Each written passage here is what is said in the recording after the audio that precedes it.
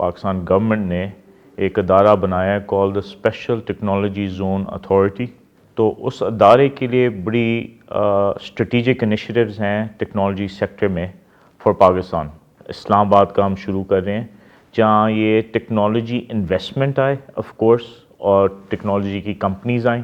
یہ technology zones میں buildings بھی بنیں گی، ریسرچ سینٹرز بھی ہوئیں گے، یونیورسٹیز بھی آئیں گی. تو یہ پورا ایک نالج ایکو سسٹم ہم کہلاتا ہے. وہاں گورنمنٹ، ایکیڈیمیا اور آف کورس کارپوریٹ سیکٹر جو ہم کہتے ہیں، جو کمپنیز کا سارے اکٹھے ملتے ہیں. اینڈ دین یہ رزلٹ کیا کرے گا؟ جاب کریشن ہوئے گی. آپ کی ابھی جو یوتھ میں میجورٹی پوٹینشیل ہے وہ I T sector job employment میں ہوگا. تو ڈومیسٹک مارکیٹ جو آئی ٹی کمپنیز ہیں وہ آف کورس بہت ہائرنگ کر رہی ہیں، مگر یہ جب جائنٹس آئیں گے اس کے بھی بہت زیادہ فائدے ہیں. ہم پاکستانی سیکھیں گے بھی، مینجمنٹ سکلز سیکھیں گے، ٹیکنیکل سکلز سیکھیں گے اور ڈیلیور کر سکیں گے. اس سے ایکسپورٹ بھی بڑھے گی کیونکہ پاکستان میں وہ کام ہو رہا ہے.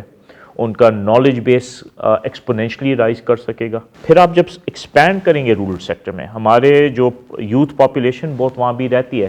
اب چیزیں آگے، فار ایگزامپل ایگری ٹیک، تو آپ چھوٹے زونز بنا کے ایگری ٹیکنالوجیز بھی رورل سیکٹر میں یوتھ کو دے سکتے ہیں اور یوتھ کی امپلائمنٹ ہوگی.